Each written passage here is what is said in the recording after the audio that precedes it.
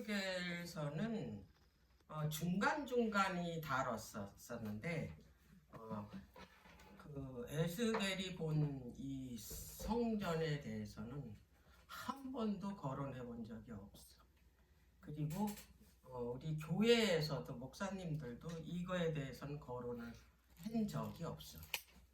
그만큼 굉장히 복잡해. 써 있는 자체가 이해가 안 돼. 그래서 나도 이거를 그냥 이렇게 그냥 훑어봤지.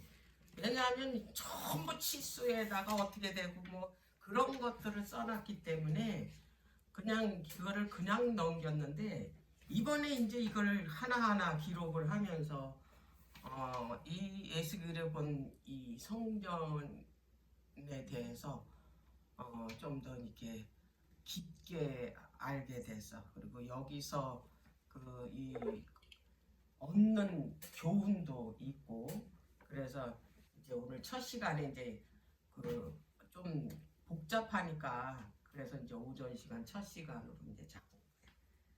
자, 에스겔은 48장으로 돼 있거든. 48장으로 돼 있는데 딱 두 부분으로 나눠. 에스겔서는 1장에서 32장까지는 그 이스라엘에 대한 심판에 대해서, 거기서 이제 두 부분으로 나누면 1장에서 24장까지는 이스라엘에 대한 심판에 대해서 기록이 됐고, 그 다음에 25장에서 32장까지는 이방 나라들에 대한 심판에 대해서 기록을 이제 한 거야. 그 다음에 이제 그 두 번째 부분은 이게 이제 핵심이야. 에스겔서에 에스겔이 이제 환상 중에 그 회복된 예루살렘 성전을 이제 보게 되는 거야. 오늘 주제. 그래서 이스라엘의 미래 회복에 대한 그런 내용으로 이제 기록이 됐다라는 거. 자, 그럼 이제 본론으로 들어가서 이제 40장을 한번.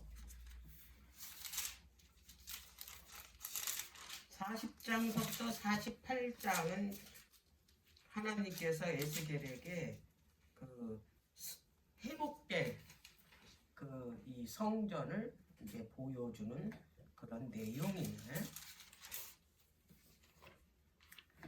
자, 40장서부터 48장은 그 에스겔서의 이제 그 이 뭐냐면 결론이야.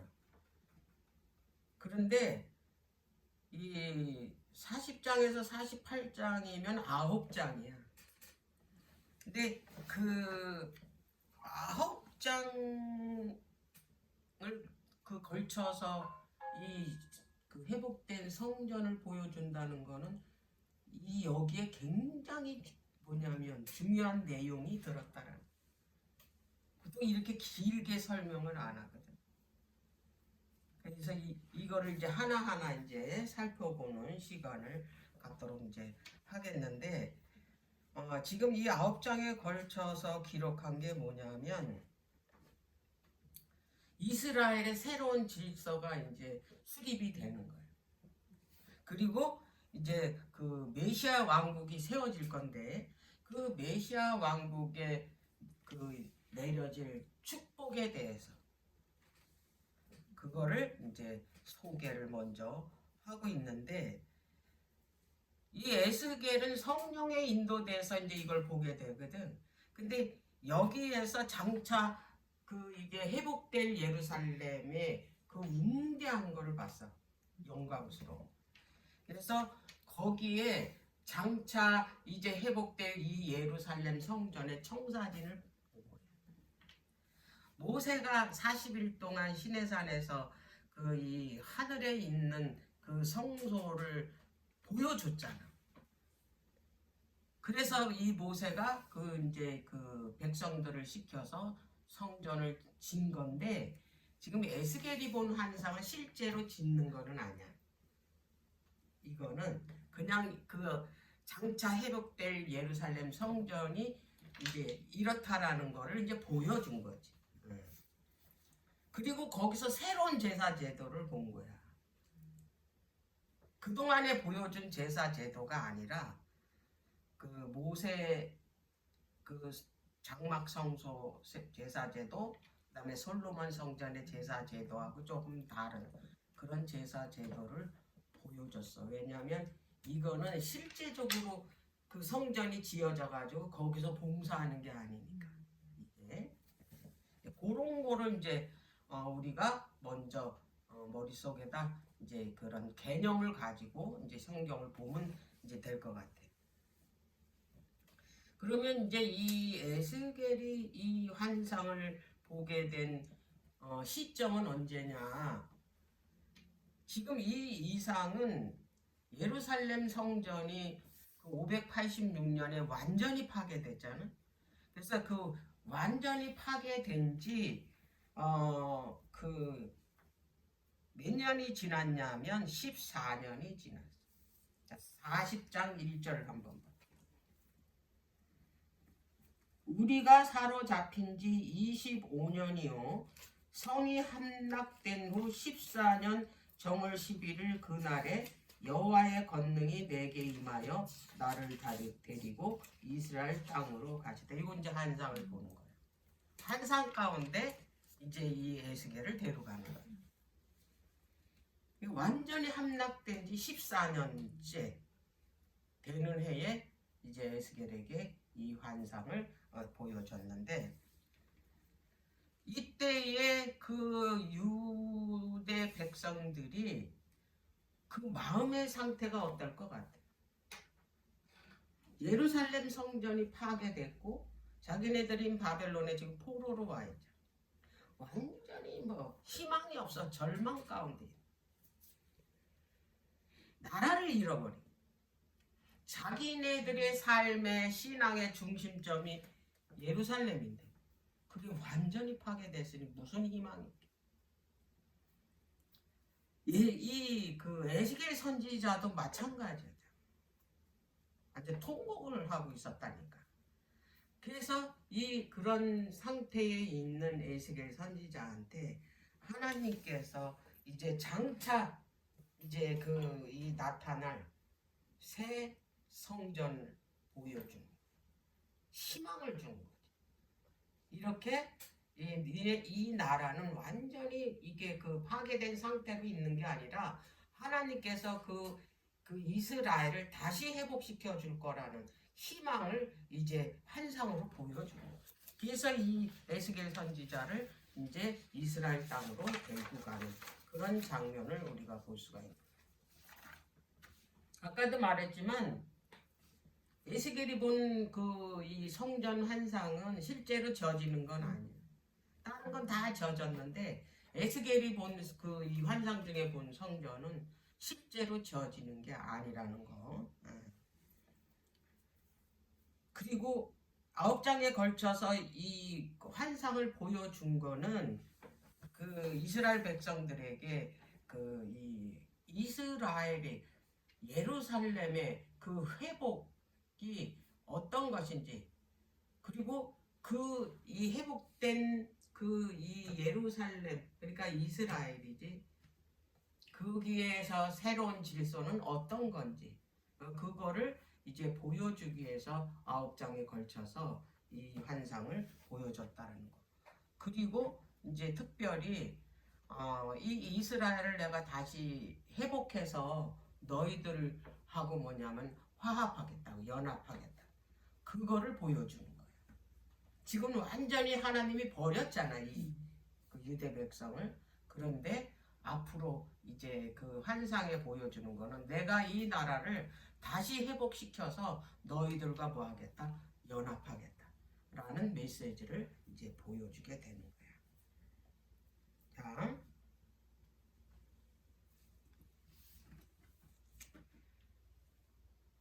이 40장에는 이제 회복될 이 성전을 이제 보여주는데, 1차적으로는 뭐냐면 너희들이 포로에서 이제 이스라엘 땅으로 돌아와서 이 나라가 회복될 것이다. 이스라엘. 이게 1차적으로 보여준 거고, 그 다음에 2차적으로는 뭘 보여줬냐면 이 예루살렘 성전이 메시아가 오심으로 인해서 완성된다라는, 그리고 하나님의 나라와 그 이스라엘 백성이 완전히 회복될 거라는 거, 그걸 보여주는 거예요. 그래서 지금 그 에스겔 이 끝에 9장에서 걸쳐주는 이 새 성전에 대한 환상은 에스겔에서의 결론이야. 그동안에 쭉 이제 그 보여준 거의 마지막 결론이고, 그 다음에 이제 이스라엘의 회복에 관한 그 예언의 절정이라고 볼 수 있어. 끝에 이 9장에 기록된 거는. 자, 그런데 여기서 그 이상 중에 본 이 성전의 치수가 너무 자세하게 나와. 왜 이 치수를 그렇게 자세하게 기록을 해놨나? 보기도 힘들어, 이게 치수가. 근데 그거를 하나님께서 에스겔을 통해서 그거를 자세하게 그 치수를 기록하게 한 거는 뭐냐면, 그 하나님께서 이 회복될 하나님의 성전에 대해서 아주 세밀하게 계획하셨다라는 걸 보여줘요. 하나님께서 이 회복될 이 하나님의 그 성전, 하나님이 거하실 그 성전이 곧 하나님의 나라인데, 거기에 대해서 하나님께서 그냥 이 대수롭지 않게 계획한 게 아니야. 아주 세밀하게 계획하셨다라는 거를 뭐냐면 이 치수를 그 적게 함으로 인해서 보여준 거야, 이 독자들한테. 자, 그러면 이제 그게 이제 40장까지 내용이야, 지금. 근데 이제 41장에 보면, 41장.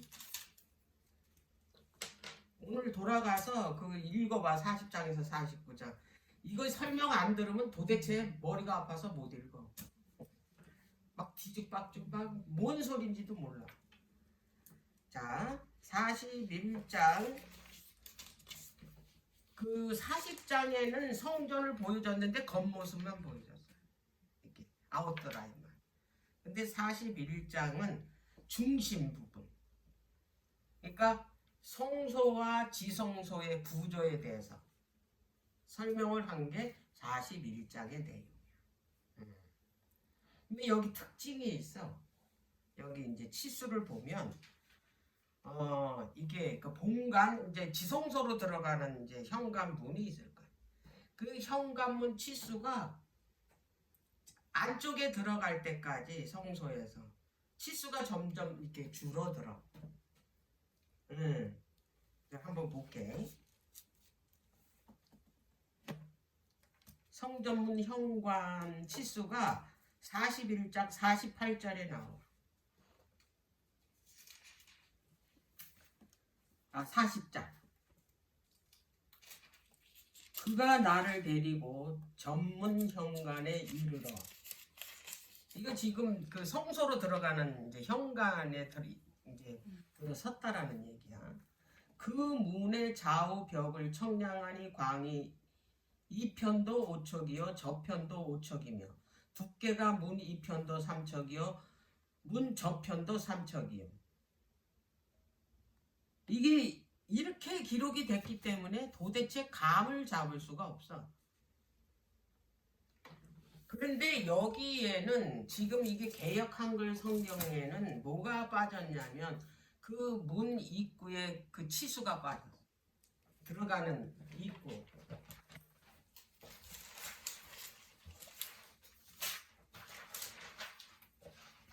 그런데 그 원어 성경하고 그 공동 번역 있지. 공동 번역하는 이게 정확하게 나와. 네, 읽어줄게. 치수를. 48절 40장. 그가 나를 주님의 집 현관으로 데려가서 현관의 벽 기둥들을 재니 이쪽 곳은 5규빗 저쪽 곳도 5규빗이었다. 여기까지는 나왔어. 근데 요게 빠진 거예요. 문 입구의 너비는 14규빗이야. 곧 들어가는 그 너비가. 그러니까 지금 그 지성소에 들어가는 그 입구 들어가는 길이 있잖아. 근데 그게 점점 줄어드는 거야. 그 치수가. 자, 40장 48절에는 14규빗이고 그 다음에 그 41장 2절에 보면 그 입구 너비는 10규빗이야. 여기는 안 나왔어. 우리 성경에는. 그리고 3절에 보면 그가 안으로 들어가서 문 입구의 벽 기둥을 재니 그 두께가 2규빗이었고 여기는 나와 있는데 그 입구는 6규빗이야. 그러니까 처음에 그 들어가는 입구의 길이는 14규빗이고 두 번째는 10규빗이고 세 번째는 6규빗, 6규빗. 요렇게 줄어드는 거. 이게 지성소로 들어가는 그 길이를 잰 거야, 이게. 그러면 이렇게 줄어들게 계획을 하셨다는 거. 이 치수도 하나님께서 다 이걸 세밀하게 계획하셨대잖아. 그러면 이것도 분명히 구속사하고 관계가 있다라는 얘기지. 그지? 하나님께서는 성소를 지으실 때는 다 하나님께서 우리의 구속사를 위해서 계획을 하시고 그것을 짓게 하실 거잖아. 그럼 이것도 이 치수가 그냥 있는 치수가 아니라는 거야. 왜 이렇게 점점 그 이 지성소가 하나님이 계신 거하시는 곳이잖아. 거기 들어가는 길에 이렇게 점점 좁아질까? 그 이유가 뭐냐면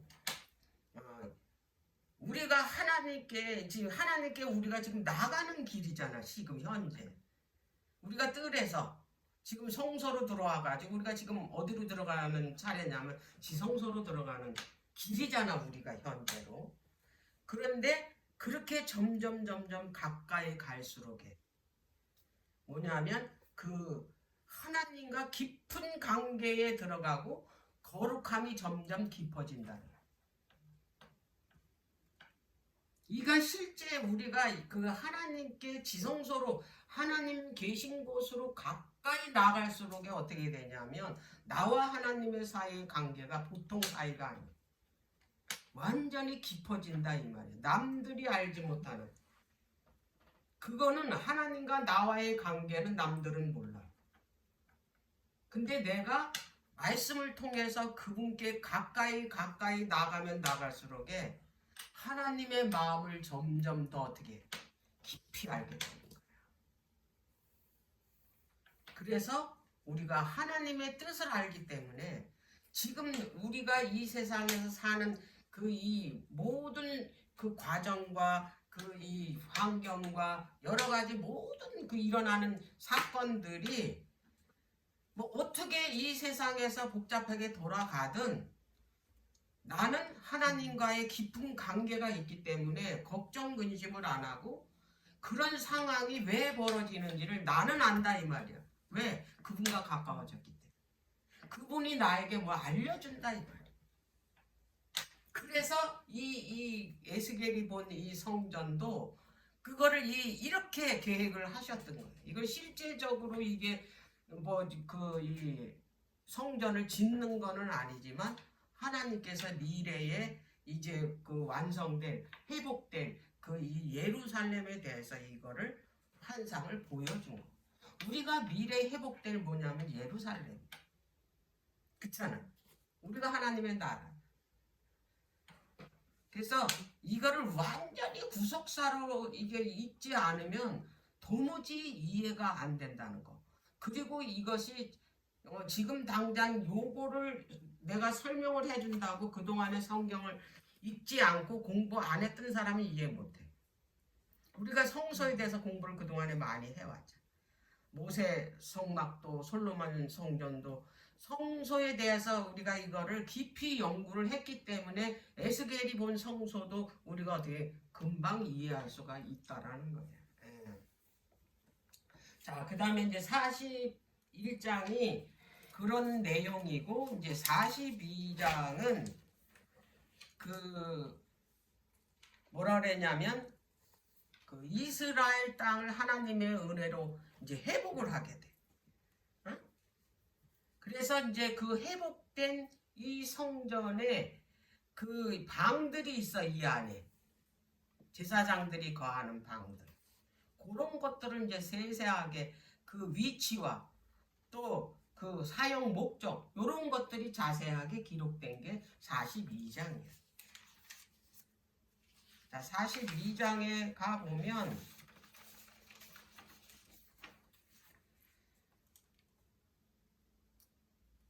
여기에 13절을 한번 42장 13절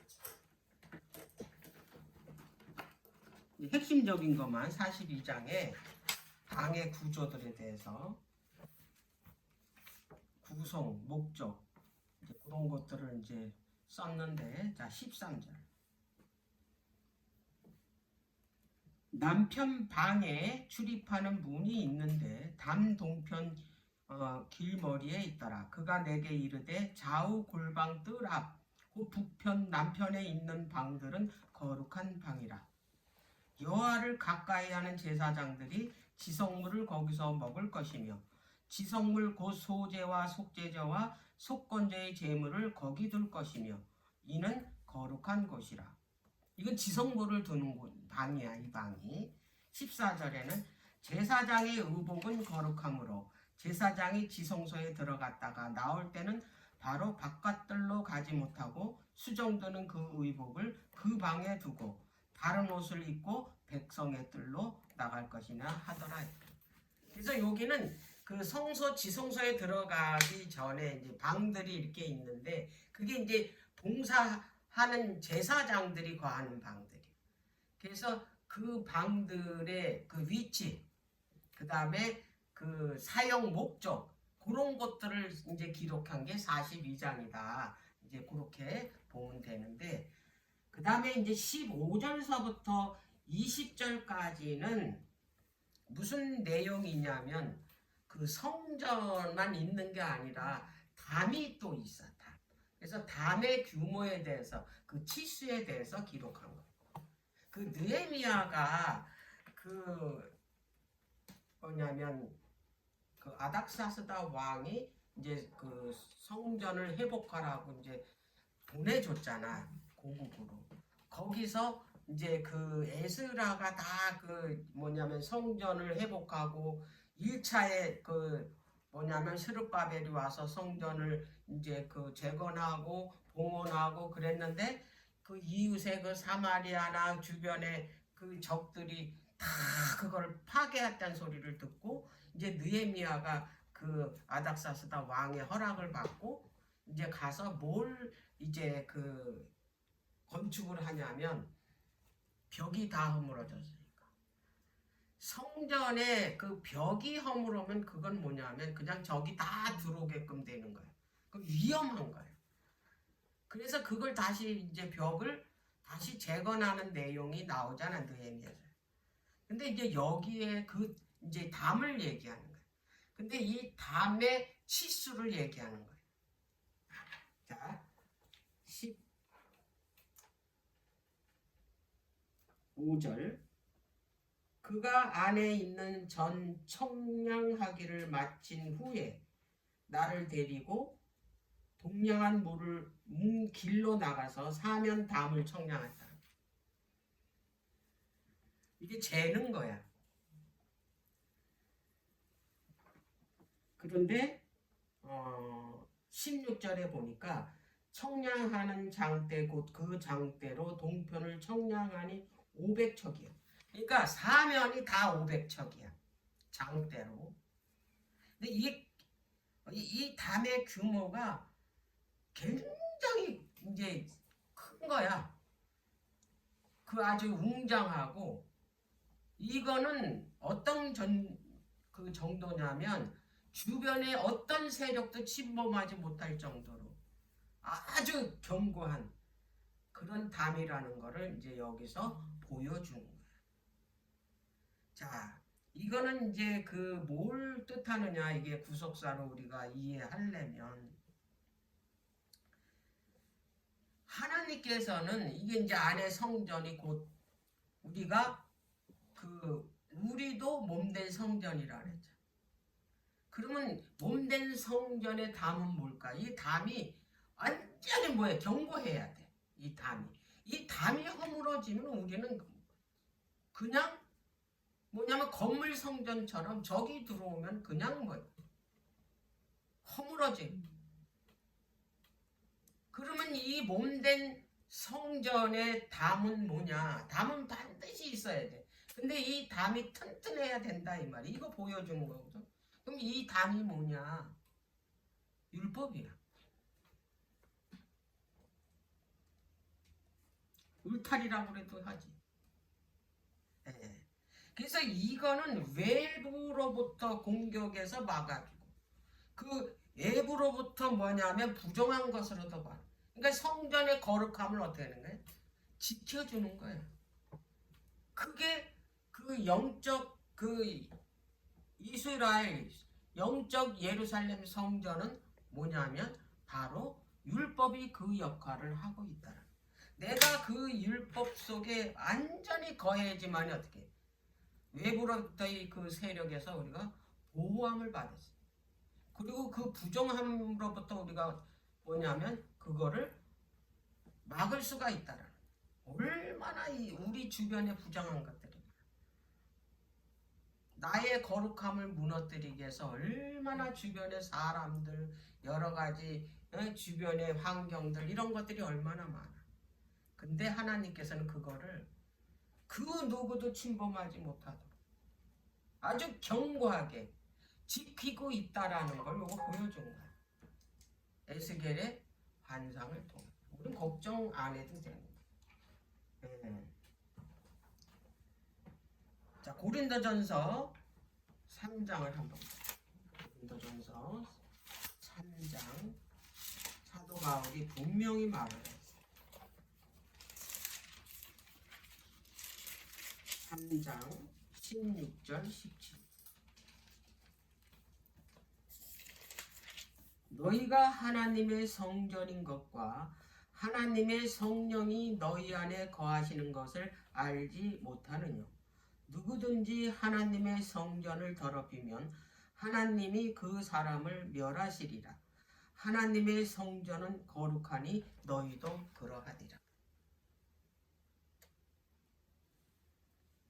그래서 우리가 그 몸된 성전이고 거룩한 성전이기 때문에 우리가 우리는 내 몸이 아니야.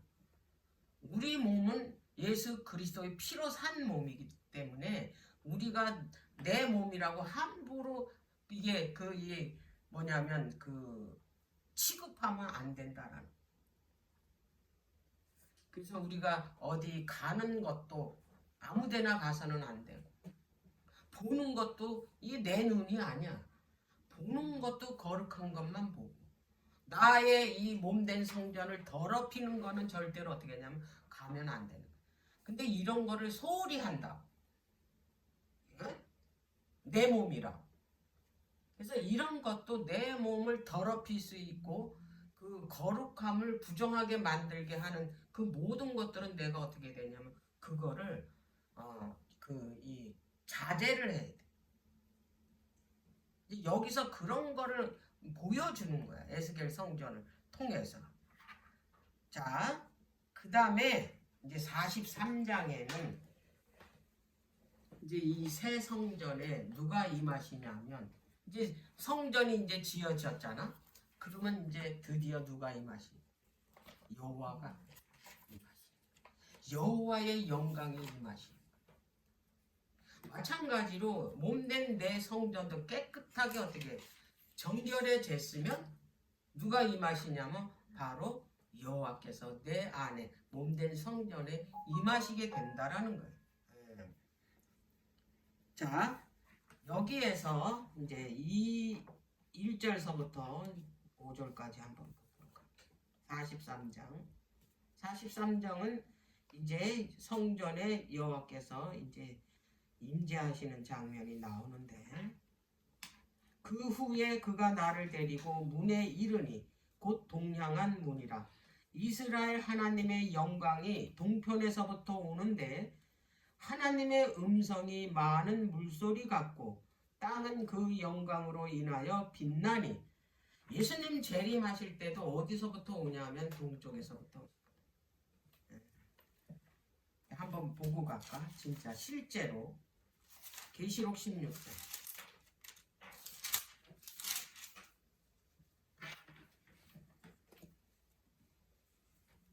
자, 계시록 16장 12절. 그 예수님이 이제 오시는데 어느 쪽에서 오시는가? 12절. 또 여섯째가 그 대접을 큰 강 유브라데에 쏟으며 강물이 말라서 동방에서 오는 왕들의 길이 예비되었더라 그랬잖아. 예수님이 이 땅에 재림하실 때는 동쪽에서, 왜냐하면 동쪽으로 나가셨기 때문에. 그래서 성소도 들어가려면 반드시 동쪽으로 들어가요.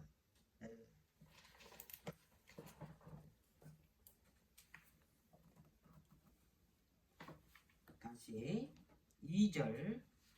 이스라엘 하나님의 영광이 동편에서부터 오는데 하나님의 음성이 많은 물소리 같고 땅은 그 영광으로 인하여 빛나니 그 모양이 내가 본 이상 곧 전에 성읍을 멸하러 올 때 보던 이상 같고 그발 하숫가에서 보던 이상과도 같기로 내가 곧 얼굴을 땅에 대고 엎드렸더니 여호와의 영광이 동문으로 말미암아 전으로 들어가고 성신이 나를 들어 데리고 안뜰에 들어가시기로 내가 보니 여호와의 영광이 전에 가득하더라. 자, 여기에서 그 19년 전에 그 여호와의 영광이 전에서 떠나는 이상을 봤잖아. 근데 그 떠났던 그 하나님의 영광이 다시 들어오는 걸 본 거야. 이제 이게 회복된 이 그 성전에. 자, 에스겔서 10장을 볼게요. 떠나는 장면.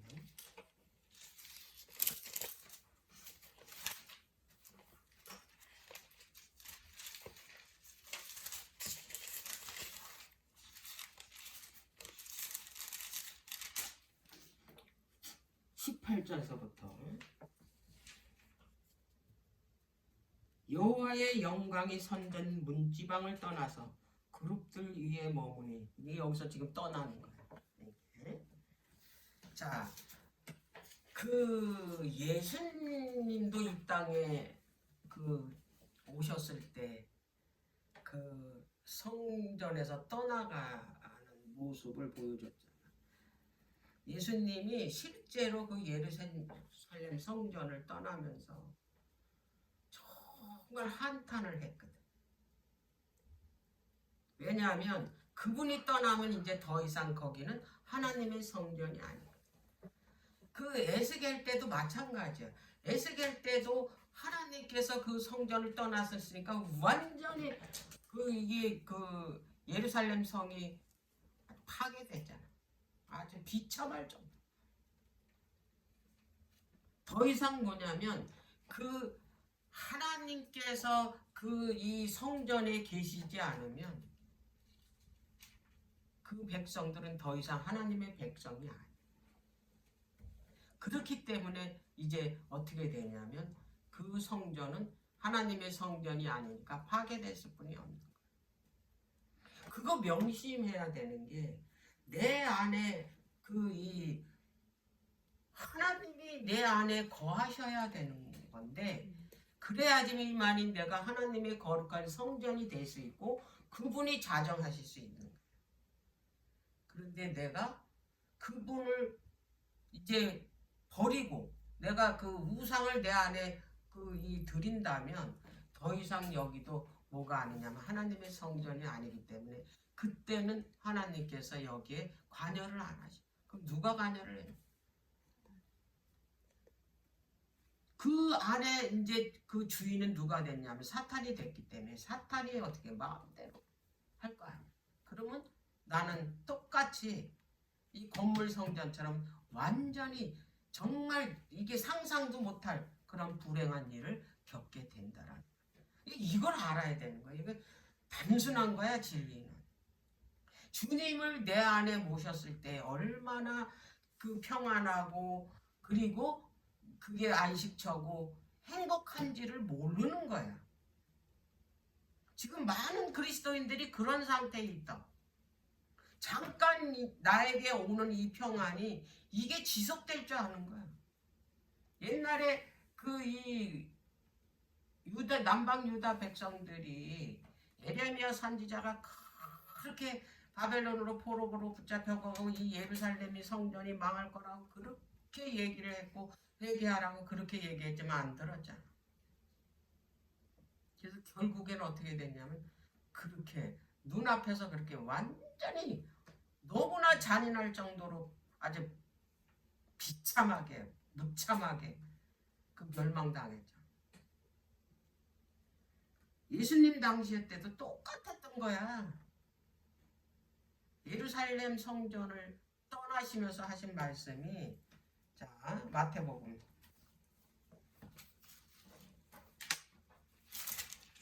23장 뭐라고 말씀을 하셨냐. 그렇게 회개하고 하나님 나라가 가까웠으니까 회개하라고 그렇게 침례 요한이 외치고 예수님이 외치고 제자들이 외치고 했는데 결국엔 예수님을 잡아주고 여기 하는 그 유대 백성들을 두고 하는 말씀. 자 37절 마태복음 23장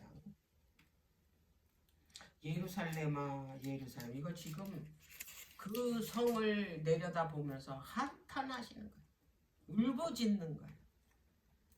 선지자들을 죽이고 내게 파송된 자들을 돌로 치는 자요. 암탉이 그 새끼를 날개 아래 모음같이 내가 내 자녀를 모으려 한 일이 몇 번이냐. 그러나 너희가 원치 아니하였도다. 보라 너희 집이 황폐하여 버림바 되리라 그랬어. 너희 집이래. 이제 더 이상 이제 하나님의 집이 아니야. 왜? 거기를 이제 떠나셨기 때문에. 얼마 전까지만 해도 내 집이라고 말씀하셨거든요. 예수님이. 자 21장 마태복음 이제 마지막으로 이제 예루살렘에 이제 들어가셨는데 이제 거기에 성전을 이제 마지막으로 정결케 하시려 들어가셨어요. 12절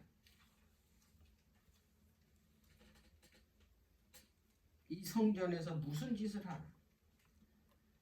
예수께서 성전에 들어가사 성전 안에서 매매하는 모든 자를 내어 쫓으시니 돈 바꾸는 자들의 상과 비둘기 파는 자들의 의자를 둘러붙이고 이게 다 제사 지내는 재물 가지고 장사를 하는 거야. 이 제사장들이. 그래서 이 예수님이 그걸 다 둘러 엎으신 거야. 그러면서 뭐라고 그랬냐면 13절에 저희에게 이르시되 기록된 바 내 집은 지금 내 집이래잖아. 이게 이제 바로 예수 그리스도의 집이잖아. 여호와 하나님의 집. 내 집은 기도하는 집이라 일컬음을 받으리라 하였거늘 너희는 강도의 구려를 만드는도다 하시니라 그랬어. 여기서 나오신 거야. 더 이상 이제 이 백성들이 완전히 성전을 더럽혔으니까 더 이상 있을 수가 없는 거예요. 그래서 여기서 떠나시면서 나오시면서 그 말씀을 하시죠. 이제 너희 집이 이제 황폐하여 된 바 되었다. 그리고 제자들에게 이 집이 돌 하나에 돌 하나 참 놓이지 않고 다 무너진다. 그래서 AD 70년에 로마군에 의해서 얼마나 처참하게 이 예루살렘의 성전이 파괴됐는지, 그 큰 건물이, 그 이 돌로 지어진 이 집이 하나도 참 놓인 게 없다. 그리고 그 안에서 얼마나 그 이 백성들이 처참하게 죽었냐면 자기 자식들도 다 잡아먹었다 그랬어. 어린 자식 먹을 게 없었어. 그 정도로 비참하게 그렇게 멸망당한 그런 역사가 지금 그 이스라엘 역사에 있다는 거예요. 근데 그거를 미리 보여준 거예요. 영적 이스라엘도 똑같다라는 얘기야. 그래서 우리한테 지금 무슨 기회를 줬냐면 회개할 수 있는 기간을 줬는데, 그 회개할 수 있는 기간이 은혜의 기간이야 우리한테. 그게 바로 지금 현재 그 이 지성소에서 우리를 위해서 지금 마지막으로 지금 중보를 하고 계시는데, 그게 이제 대속죄일이라는 거를 우리가 이제 다 잘 알고 있는, 이 기간이 우리들한테는 엄청난 축복의 기간이에요. 뭐 할 수 있는 기간? 회개할 수 있는 기간. 주님이 내 안에 이제 이게 들어오실 수 있는, 이제 은혜의 왕국에서 이제 우리가 영광의 왕국으로 들어갈 수 있는 기회를 주셨다라는 얘기예요. 네. 자, 그 다음에 43장 에스겔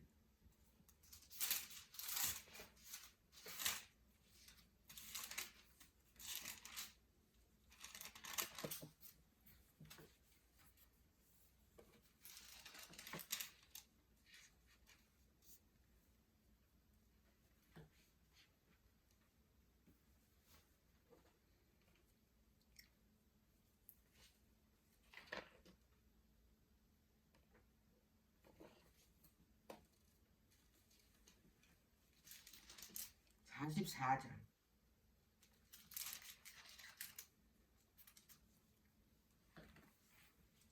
이제 제사장들을 위임하고 그 제사장들에게 이제 기업을 상속하는 장면이 44장.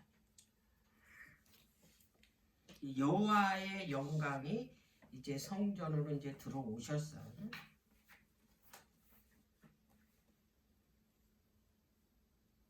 자, 9절.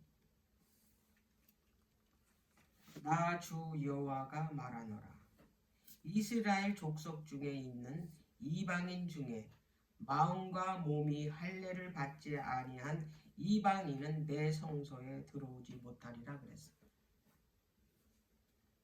자, 그 다음에 이스라엘 족속이 그릇하여 나를 떠날 때에 레위 사람도 그릇하여 그 우상을 쫓아 나를 멀리 떠났으니 그 죄악을 담당하라. 이 레위 사람도 다 우상을 섬겼기 때문에 이 사람들은 제사장 직분을 박탈당한 거예요. 거룩한 성소에서 더 이상 뭐냐면 그 제사 그 직분을 담당할 수가 없어. 왜? 부정하게 되게. 그 이야기를 지금 여기서 이제 그 44장에서 이제 언급하고 있는 거야.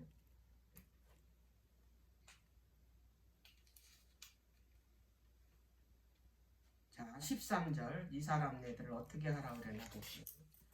내게 가까이 나와 제사장의 직분을 행치 못하게 하며 또 내 성물 곧 지성물에 가까이 오지 못하게 하리니 그들이 자기의 수욕과 그 행한 바 가증한 일을 담당하리라 그러죠.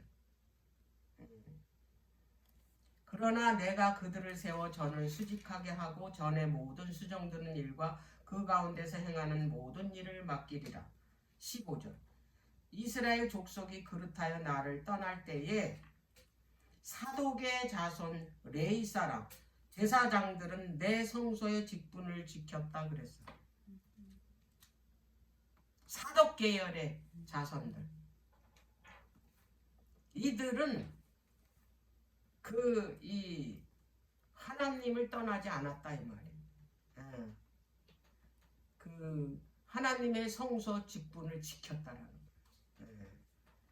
그들은 내게 가까이 나와 수종을 들되 내 앞에 서서 기름과 피를 내게 들을지니라. 나 주 여호와의 말이니라.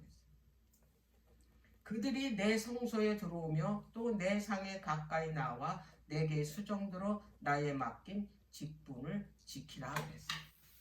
그래서 이제 이들에게 하나님께서 이제 상을 주시는 거예요.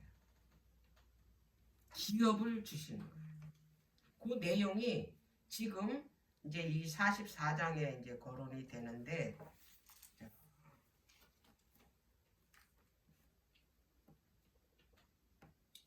여기서 다시 한번 안식일에 대해서 이제 거론을 또 한번 해요.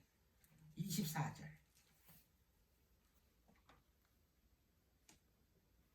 이 사독 계열의 제사장들한테 이제 여러 가지 일을 이제 그 맡기면서 이제 뭘 또 하냐면 24절에 송사하는 일을 재판하되 내 규례대로 재판할 것이며, 이제 재판도 맡겼어요. 원래 이제 제사장들이 하는 일이니까. 그리고 내 모든 정한 절기에는 내 법도와 율례를 지킬 것이며 내 안식일을 거룩하게 하며 그랬어요. 그래서 이 성소는 반드시 뭐와 함께 가냐면 안식일이 함께 간다고 그랬죠. 그래서 성소를 거룩하게 하면 모두 거룩하게 되는 거예요. 안식일도 거룩하게 하면. 같이 따라가요. 자, 그 다음에 28절에 이제 그 상속을 하는 내용이 나오는데, 28절. 그들은 기업이 있으리니 그랬잖아. 이 얘기는 뭐예요? 기업을 주겠다 이 말이에요. 그런데 뭐라고 말씀하시냐? 내가 곧 그의 기업이 돼. 이것처럼 좋은 기업이 어디 있어? 하나님이 그 제사장의 기업이 되겠다. 이 얘기는 곧 뭐냐면 오늘 영적 이 제사장한테 하는 말이에요. 그럼 우리도 뭐냐면 너희들은 왕 같은 제사장이래. 내가 너희들의 기업이 되겠다 이 말이에요. 이게 그 새 성전이 회복될 때 우리가 이제 그 대제사장의 계, 우리의 그 대제사장 계열은 사독이 아니고 우리는 예수 그리스도다. 그 계열을 쫓은 제사장에게 하나님께서 뭘 약속을 했냐면 내가 너의 기업이 되겠다. 이게 지금 에스겔서의 핵심이에요. 자,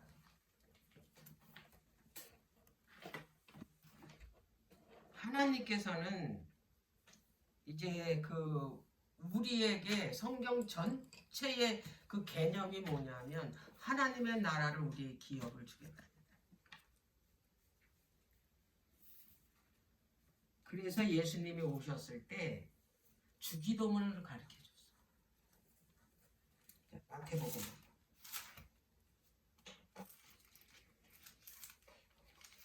마태복음 6장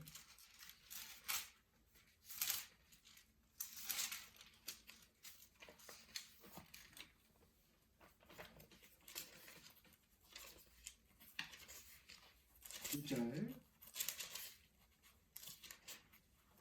하늘에 계신 우리 아버지가 지금 하나님께서 예수님께서 제자들에게 가르쳐 주는 기도예요. 하늘에 계신 우리 아버지여, 이름이 거룩히 여김을 받으시오. 나라에 임하오시오.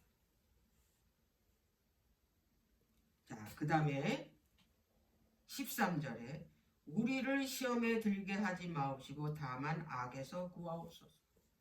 나라와 권세와 영광이 아버지께 영원히 있사옵니다. 그랬어요. 나라, 권세, 영광, 이거는 예수님께서 이제 그 사람, 인간의 죄를 십자가에서 이제 갚으시고 얻을 그 직분이 뭐냐면 대제사장이에요. 그래서 그분이 대제사장이 될 때 이걸 얻는 거예요. 그래서 나라와 권세와 영광이 영원히 있사옵니다. 그분한테 있는 거예요. 근데 그거를 누구한테 주냐면 그걸 받아서 우리한테 준다 이 말이야. 자, 다니엘서 7장을 한번. 그걸 이제 다니엘을 통해서 이상 중에 이제 예언을 하셨어요. 다니엘 7장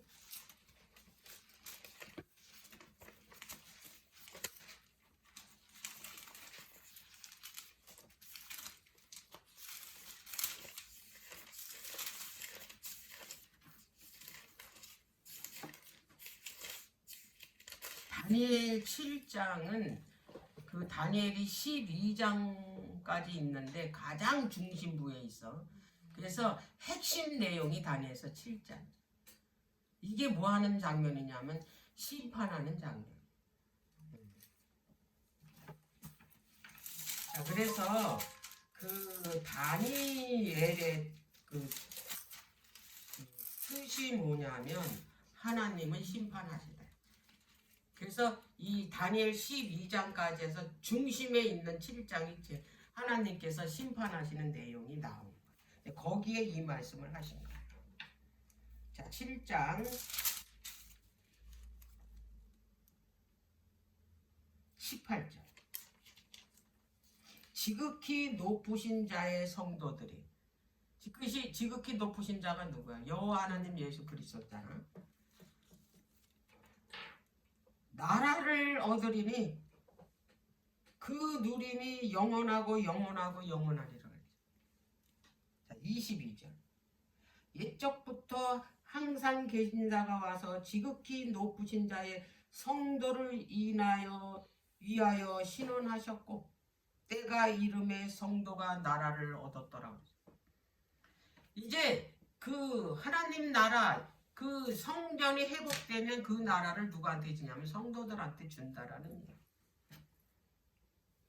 자, 27절.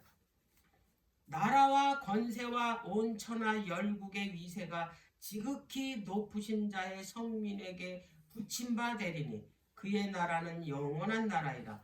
모든 권세 있는 자가 다 그를 섬겨 복종하리라 했다 그래. 자, 마태복음 25장.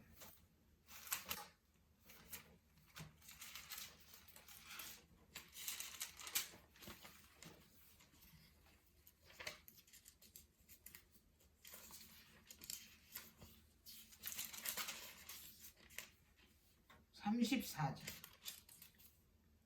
그때 이건 이제 인자가 이제 오실 때야. 예수님이 재림하실 때.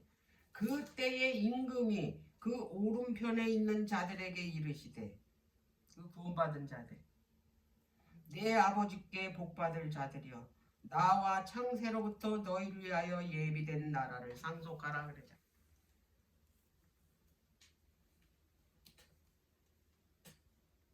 자, 계시록 2장. 이건 이제 실제로 있을 일이니까.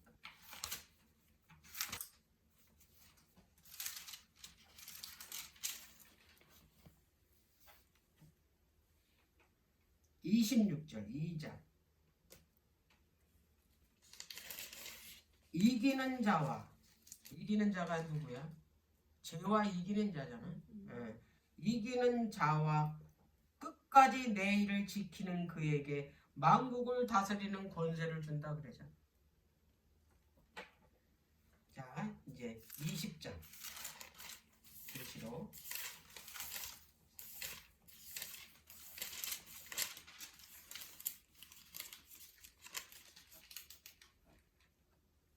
4절. 이제 이거 다 끝났어. 20장에는 사단은 이제 그 무저갱에 갇히고. 4절.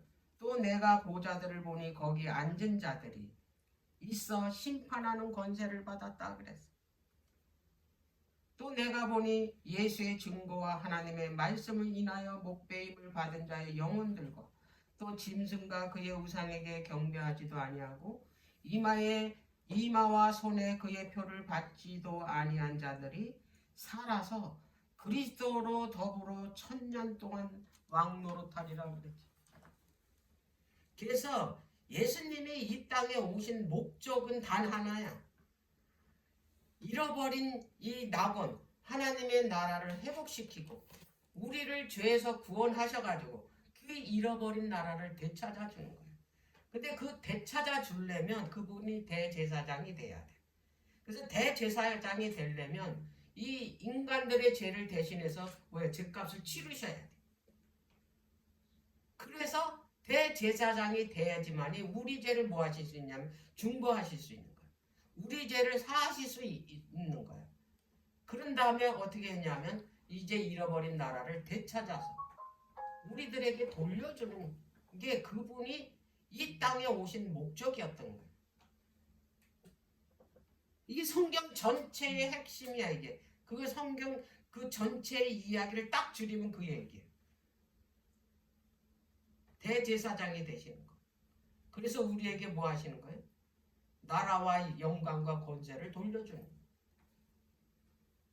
태초에 에덴 동산에서 죄로 우리의 조상 아담이 통치권을 잃어버렸잖아요. 죄 때문에. 그 통치권을 다시 찾아서 돌려주는. 그게 오늘 우리가 지금 본 에스겔서의 기록이 됐다라는. 이게 정점, 에스겔서의 정점이야. 이 이야기가. 그래서 이제 요 40장에서 48장까지 내용을 오늘 집에 가서 이걸 정독을 합니다.